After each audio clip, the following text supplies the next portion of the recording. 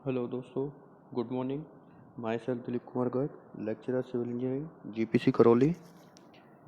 मैं आप सभी का टीटीसी एलआरडीसी द्वारा आयोजित ई लेक्चर सीरीज में आज के लेसन में स्वागत करता हूं। जैसा कि लास्ट लेसन में या लास्ट लेक्चर में हमने डिस्कस किया था different types of mechanical properties of material. अब उसी क्रम में हम आगे डिस्कस करते हैं स्ट्रेस और स्ट्रेन कि what is the stress and what is the strain.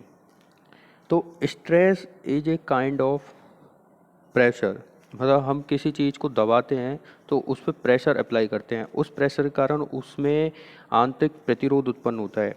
तो स्ट्रेस भी किसी भी मटेरियल को या किसी भी पदार्थ को दबाने पर, दबाएंगे कैसे, बाह्य बल के प्रभाव में। तो बाह्य बल के प्रभाव में दबाने पर उसके इकाई क्षेत्रफल में जो इंटरनल रेजिस्टेंस उत्पन्न होता है वही क्या होता है, प्रतिबल होता है। तो अगर हम डेफिनेशन वाइज देखें तो डेफिनेशन क्या होगी इसकी कि प्रतिबल जो है वो आपका क्या है, it is the unit force, it is the unit force per unit area, it is the unit force या it is the force per unit area during the external loading. तो कहने का क्या मतलब है कि इकाई बल द्वारा, कि इकाई बल द्वारा इकाई क्षेत्रफल पर उत्पन्न आंतरिक प्रतिरोधी क्या कहलाएगा, प्रतिबल कहलाता है। अब जनरली इसको किससे डिनोट किया जाता है, इसको सिग्मा से डिनोट किया जाता है। तो आप फॉर्मूला वाइज भी देख सकते हो कि प्रतिबल जो होता है यह सिंपली अनुपात किसका है, बाह्य बल का या भार का और उस मटेरियल के अनुप्रस्थ काट के क्षेत्रफल का। तो अगर नोटेशन वाइज आप इसको डिनोट करना चाहो तो किससे करोगे, सिग्मा बराबर पी बाई ए। सिग्मा क्या है आपका इंटरनल रेजिस्टेंस और यहाँ पे पी क्या है आपका अप्लाइड एक्सटर्नल फोर्स और एरिया क्या है उसका क्रॉस सेक्शनल एरिया। ए का मतलब क्या है, क्रॉस सेक्शनल एरिया। अब यहाँ पे बात आती है कि what is the unit of stress, stress की विमा क्या है। अब देखिए बल की जो विमा होती है जनरली क्या होती है, न्यूटन। बल की किस में होती है, एसआई में क्या होती है, न्यूटन। और एरिया की तो जनरली क्या होती है, मीटर स्क्वायर। तो सिंपली आप देख सकते हो जो स्ट्रेस है सिग्मा, इसकी जो यूनिट होगी क्या होगी, न्यूटन पर मीटर स्क्वायर। तो ये किस में है हमारा एम, ये है हमारा एसआई यूनिट में, ठीक है। अब जो आपका एक न्यूटन पर मीटर स्क्वायर होता है उसको आप जनरली क्या बोलते हो, एक पास्कल। क्या बोलते हो, एक 1 पास्कल। तो यहाँ से सिंपली यूनिट वाइज अगर बात करो, ठीक है, तो क्या हो जाएगी ऐसा यूनिट में न्यूटन पर मीटर स्क्वायर। अगर वहीं आप एमकेएस यूनिट में बात करो कि भाई एमकेएस में क्या होती है, तो एमकेएस में होती है जनरली देखो बल, बल क्या है, इकाई किलोग्राम बल को क्या है किलोग्राम से डिनोट करोगे और मीटर स्क्वायर किसकी है, एरिया की। तो सिंपली क्या हो गई, किलोग्राम पर मीटर स्क्वायर। अगर इसको एसआई में कन्वर्ट करना होता है तो हम केजीएफ में डिनोट करते हो। केजीएफ क्या होता है, न्यूटन। क्या होता है, न्यूटन। तो ये सिंपली क्या हो गया, न्यूटन पर मीटर स्क्वायर। तो इस तरह से हम जो स्ट्रेस है उसको डिफाइन करते। तो एक बार और डिस्कस करते हैं भाई स्ट्रेस क्या होती है। स्ट्रेस किसी भी पिंड पर लगने वाले बाह्य बल के कारण उसके इकाई क्षेत्रफल में यूनिट एरिया में उत्पन्न जो इंटरनल रेजिस्टेंस है, उत्पन्न जो इंटरनल प्रतिरोध है वही क्या कहलाएगा, उसका प्रतिबल कहलाता है। अब नेक्स्ट जो चीज़ आती है वो आती है आपकी स्ट्रेन, कि what is the strain, what is the strain. जो स्ट्रेन होती है, स्ट्रेन को हम जनरली एप्सिलॉन से डिनोट करते हैं और ये होती है आपकी डेल्टा एल अपॉन एल। कहने का मतलब क्या है उस पिंड की किसी भी डायमेंशन में विकृति और उसकी प्रारंभिक विमा, इन दोनों का अनुपात होती है। यानी कि कहने का क्या मतलब है कि जब मान के चलिए ये आपका कोई पिंड है, ठीक है, जब आप इस पे एक्सटर्नल लोडिंग करते हो कहीं से भी कैसे भी, तो ये क्या करता है, इस एक्सटर्नल लोडिंग के प्रभाव में कुछ डिफॉर्म होता है। अब कैसे डिफॉर्म होगा, वो इस तरह से डिफॉर्म हो गया। तो मान के चलिए ये जो चीज़ घटी, और अगर लंबाई वाइज देखो तो इसको कैसे देख सकते हैं, मान के चलिए ये आपकी कोई छड़ है, ठीक है, इस पे आप कंप्रेसिव फोर्स अप्लाई किया आपने। तो इस कंप्रेसिव फोर्स के प्रभाव में ये क्या होगा, ये दबेगा और दबने के बाद कुछ इस तरह से हो जाएगा। दबने पे क्या होगा, इसका एरिया, ये एरिया तो बढ़ जाएगा लेकिन लेंथ क्या हो जाएगी इसकी, कम हो जाएगी। तो ये जो चेंज आया कि भाई लेंथ पहले आपकी कैपिटल एल थी और अब कितनी हो गई, एल डैश। तो कितना चेंज आया, एल माइनस के एल डैश। तो ये आपका क्या होगा, डेल्टा एल। तो विमाओं में परिवर्तन के अनुपात को ही क्या कहते हैं, विकृति कहते हैं या स्ट्रेन कहते हैं। अब चूंकि ये डायमेंशन में जो परिवर्तन आ रहा है, जो चेंज आ रहा है, उसका अनुपात है। तो डायमेंशन की खुद की यूनिट होती है क्या, मीटर। अब चेंज भी आ रहा है ऊपर, डेल्टा एल को भी हम मीटर में डिनोट करेंगे और जो एल है उसको भी किस में करेंगे, मीटर में। तो मीटर से मीटर कैंसिल। तो कहने का मतलब जो आपकी विकृति है वो कैसी है, डायमेंशन लेस, इसकी कोई विमा नहीं होती, इसकी कोई यूनिट नहीं होती। अब जो हम ऑलरेडी बता चुके हैं भाई, विकृति जो होती है या फिर स्ट्रेन जो होती है उसको एप्सिलॉन से डिनोट करते हैं, और ये क्या होती है, विमा में परिवर्तन अपॉन प्रारंभिक विमा। तो जनरली इसको डिनोट किया जाता है डेल्टा एल अपॉन एल से, इसको डिनोट किया जाता है डेल्टा एल अपॉन एल से।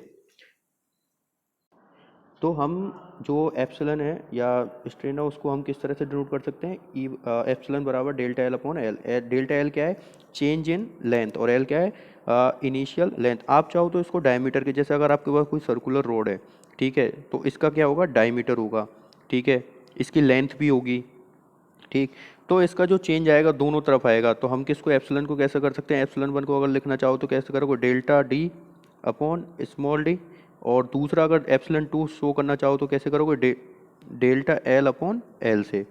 तो इस तरह से आप स्ट्रेन को डिफाइन कर सकते हैं। नेक्स्ट जो डिस्कशन की चीज़ आती है वो आती है हमारे पास टाइप्स ऑफ लोड या फोर्स। जनरली हमारे पास तीन तरह के बल होते हैं। पहला होता है आपका टेंसाइल फोर्स, दूसरा होता है कंप्रेसिव फोर्स, या टेंसाइल को क्या बोलते हैं, तनाव बल। कंप्रेसिव फोर्स, ठीक है, कंप्रेसिव फोर्स तो ये होता है आपका संपीड़न, और तीसरा होता है आपका शियर, ठीक है, शियर फोर्स, कर्तन बल। अब तीनों का क्या इफेक्ट आता है, तो वन बाय वन हम डिस्कस करते हैं, ठीक। तो पहला जो आता है हमारे डिस्कशन का पार्ट आता है आपका तनाव बल। पहला क्या आता है आपका, तनाव बल या टेंसाइल फोर्स। तो टेंसाइल फोर्स क्या करता है कि जब किसी पिंड को आप इस तरह से खींचते हो, मान चलिए ये आपका पिंड था, ये जो डैश वाला जो पार्ट दिख रहा है आपको, इस पे आपने एक फोर्स लगाया बाहर की तरफ, तो उतने ही अमाउंट का आप इधर लगाओगे। तो इसके प्रभाव में क्या करेगा, ये धीरे सॉरी सॉरी ये आपकी एक छड़ है ए बी, ये वाली, ये आपकी एक छड़ है ए बी, ठीक है, इस पे आपने एक फोर्स लगाया पी बाहर की तरफ, ये टेंसाइल प्रवृत्ति का है। तो ये क्या करेगा, धीरे धीरे इस रॉड को खींचेगा, तो खींचने पे इसकी लेंथ बढ़ती जाएगी, लेकिन इसका जो ये डाया है ये क्या होता जाएगा, कम, ठीक। तो बाहर की तरफ खींचने पे उसकी लेंथ की तो वृद्धि हो जाएगी, लेकिन उसका जो डाया है डी, देखो डी से क्या हो गया डी वन, और लेंथ एल से क्या हो गई एल वन, ठीक है। तो इस तरह से टेंसाइल फोर्स क्या करता है, उसकी लेंथ में और डायमीटर दोनों में चेंज कर देता है। अब इसके कारण जो हमारे पास स्ट्रेस डेवलप होती है उसको बोलते हैं टेंसाइल स्ट्रेस। तो अगर हम स्ट्रेस वाइज अगर देखें, टाइप्स ऑफ स्ट्रेस में देखें भाई, जो स्ट्रेस हमारे पास डेवलप होती है वो कौन सी होती है, टेंसाइल स्ट्रेस। अब टेंसाइल स्ट्रेस, एक जो स्टार्टिंग में हमने पढ़ा था कि भाई स्ट्रेस क्या होती है, स्ट्रेस क्या होती है कि बाह्य बल के प्रभाव में जो किसी भी छड़ या किसी में भी उसके इकाई क्षेत्रफल में उत्पन्न जो प्रतिरोध होता है वही क्या होता है, स्ट्रेस। अब वो जो बाह्य बल होता है वो आपका किसी भी तरह का हो सकता है, वो आपका टेंसाइल हो सकता है, कंप्रेसिव हो सकता है, या शियर हो सकता है। अगर हम इस डायग्राम के थ्रू इस चीज़ को समझने की कोशिश करें तो कैसे, कि आपकी छड़ है ए बी, ठीक है, आपने फोर्स लगाया पी, ठीक। तो जैसे एक्शन रिएक्शन वाला होता है भाई, हर पॉइंट पे उसके बराबर क्रिया की बराबर प्रतिक्रिया लगती है, और हमेशा कहाँ पे, विपरीत दिशा में। तो अगर मैं यहाँ पे किसी दूरी x पे, स्मॉल x पे एक सेक्शन ले लूँ आपका एक्स एक्स, और उसका ये व्यू देखूँ, तो इस वाले पॉइंट पे, ये वाला जो पॉइंट है इस पे फोर्स लग रहा है P, ठीक है। और अगर मैं इस वाले पॉइंट की बात करूं भाई, इसको बैलेंस करने के लिए इस डायरेक्शन में भी उतना ही फोर्स, रजिस्टिंग फोर्स बोलते हैं जिसको, R डेवलप हो जाएगा। और जब हम इक्विलिब्रियम इक्वेशन से सॉल्व करेंगे भाई, समीशन एफ एक्स बराबर 0, तो हम देखेंगे कि इस R का मान किसके बराबर रहता है, P। तो ये तो बात हुई आपके लेफ्ट सेक्शन की।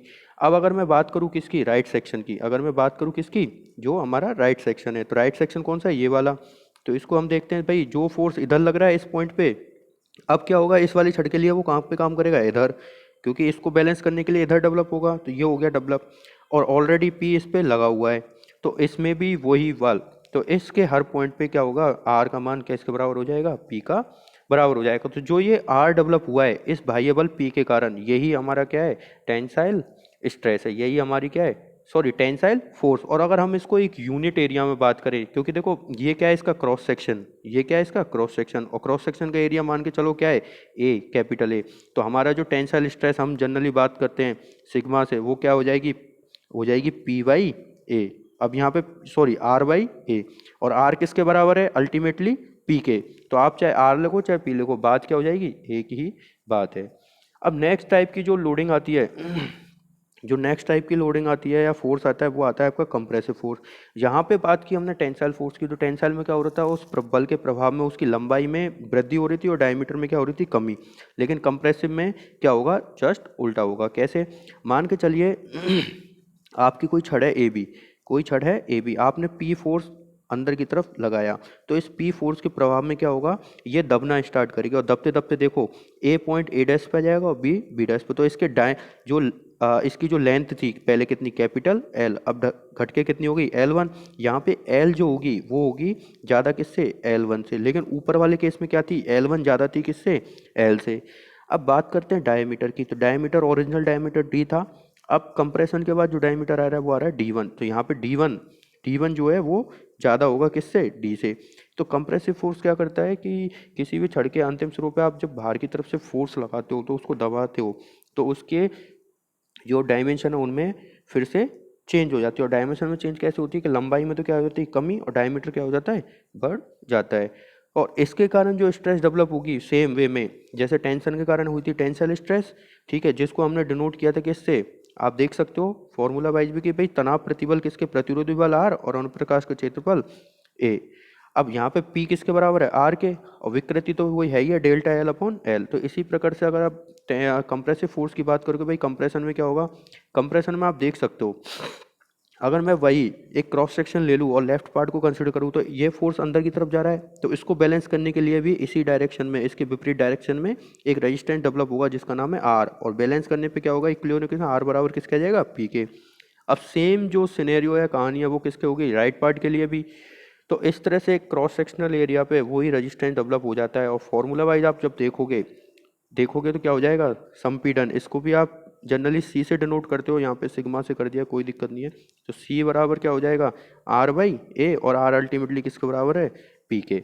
तो इस तरह से आप देख सकते हो कि जो आपका कंप्रेसिव फोर्स है वो क्या होगा कि भाई जब पिंड को हम दो समान और विपरीत मैग्नीट्यूड वाले बल से दबाते हैं तो उसके प्रभाव में क्या होता है, वो पिंड दबना स्टार्ट कर देता है, और उसको रोकने के लिए एक आंतरिक प्रतिरोध जनरेट होता है, वही क्या है उसका, कंप्रेसिव बल या कंप्रेसिव रेजिस्टेंस।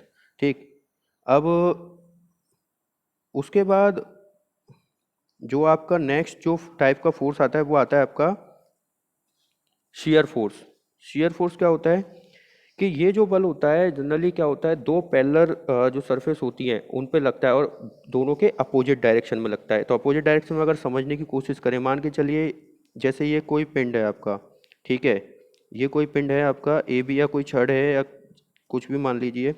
अब इस पे मैं इसके टॉप सरफेस पे एक फोर्स इस डायरेक्शन में लगाऊं, ठीक है, तो इसके बराबर रेजिस्टेंस का, इसके बराबर मैग्नीट्यूड का, इसके विपरीत दिशा में एक फोर्स इसको बैलेंस करने के लिए काम करेगा। इन दोनों बलों के प्रभाव में क्या होगा, देखो दोनों बल एक दूसरे के क्या है, पैरेलल हैं, एक दूसरे के विपरीत हैं, ठीक है, मैग्नीट्यूड भी सेम है, तो इसमें क्या होगा, इसकी जो सरफेस है दोनों एक दूसरे के ऊपर स्लाइड करेगी इस बल के प्रभाव में, तो ये इस तरह से आपका डिफॉर्म हो जाएगा, इस तरह से डिफॉर्म हो जाएगा। तो इस बल के प्रभाव में क्या होता है, जनरली जो पिंड है वो क्या हो जाता है, अपरूपण, मतलब एक तरह से अपनी शेप को चेंज कर लेता है। तो देखिए कैसे करता है जैसे कि मैं ऑलरेडी समझा चुका हूँ कि भाई ये कोई पिंड है, इसमें आपने एक फोर्स इस डायरेक्शन में लगाया, एक इसमें लगाया, तो इस बल के प्रभाव में क्या होगा कि जो ये टेंजेंशियल फोर्स है, इस बल के प्रभाव में क्या होगा, ये पिंड अपनी प्रारंभिक स्थिति से कुछ चेंज हो जाएगा, जहाँ पे मतलब थोड़ा सा डिफॉर्मेशन हो जाएगा। तो ये जो डिफॉर्मेशन है इसको हम जनरली किससे, थीटा से डिनोट करते हैं। और अगर देखना चाहो, अगर मैं इस बिंदु को सी और इसको डी नाम दे दूँ तो थीटा क्या हो जाएगा, थीटा हो जाएगा आपका ए डैश अपॉन आपका हो जाएगा सी ए, तो ये थीटा का मान हो जाएगा, अपरूपण कोण इसको बोलते हैं, डिफॉर्मेशन एंगल। अब इसके कारण जो आपकी स्ट्रेस जनरेट होती है वो होती है आपकी शियर स्ट्रेस। शियर स्ट्रेस वही जब दो टेंजेंशियल फोर्स इक्वल अमाउंट के अपोजिट डायरेक्शन में वर्क करते हैं तो उसके कारण जो आपका पिंड है उसकी सतह कुछ डिफॉर्म हो जाती है, कुछ स्लाइड हो जाती है। अब उसको बैलेंस करने के लिए देखो समझते हैं, अगर ये कोई पिंड है, आपने एक पी फोर्स इधर लगाया, ठीक है, उसको बैलेंस करने उतने ही अमाउंट का एक सरफेस पे या ग्राउंड पे एक फोर्स इधर जनरेट होगा। अब मैं यहाँ से कहीं एक क्रॉस सेक्शन ले लूँ, इसका एक सेक्शन लूँ और उसके पार्ट को समझूँ, तो आपने जब पी ऊपर वाली सरफेस पे लगाया तो इसको बैलेंस करने के लिए आर कहाँ डेवलप हुआ है, इसके विपरीत में। और अगर नीचे वाले पार्ट की बात करें, जब आर इस वाली सरफेस पे ऊपर हुआ है तो यहाँ पे क्या होगा, इधर, और इसको बैलेंस करने के लिए पी इधर डेवलप होगा। तो वही इक्विलिब्रियम से पी यहाँ पे किसके बराबर हो जाएगा, दोबारा आर के।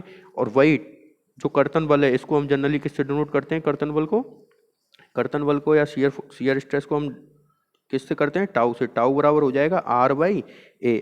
ए क्या है, आपका क्रॉस सेक्शनल एरिया, और आप आर किसके बराबर है, पी के, तो पी बाई ए। तो ये आपकी अल्टीमेटली क्या हो जाएगी, शियर स्ट्रेस हो जाएगी। इसके कारण क्या होगा, वही जो डिफॉर्मेशन एंगल है जिसको हम थीटा बोलते हैं, तो आप थीटा की भी कैलकुलेशन कर सकते हो कि अगर थीटा ये है और ये हाइट कितनी है, एच, तो थीटा बराबर कितना हो जाएगा, थीटा बराबर हो जाएगा D T1 upon small H. तो यहाँ से कई बार आपसे क्वेश्चन पूछ सकता है आपको सिंपली कि भाई कोई एक प्लेट है या कुछ भी है, कोई स्ट्रक्चर है, उस पर आपने एक शियर फोर्स अप्लाई किया, उसके कारण पिंड में 6 mm का हॉरिजॉन्टल डिफॉर्मेशन हो जाता है, या 6 mm की विकृति डेवलप हो जाती है। मान चलो D1 का मान कितना दिया, 6 mm, और उस पिंड की हाइट या लेंथ या डाया कुछ भी दे दिया, तो उसके बेसिस पूछा कि भाई अपरूपण कोण का मान कितना होगा। तो यही आपकी जनरली इसको बोलते हैं शियर डिफॉर्मेशन। ठीक, तो इस तरह से आप थीटा का मान कैलकुलेट कर सकते हैं। तो आशा करते हैं दोस्तों आज के इस लेसन में आपको काफ़ी कुछ सीखने को मिला है। नेक्स्ट सेशन में हम इसके आगे का पार्ट डिस्कस करेंगे। आज के लिए थैंक यू।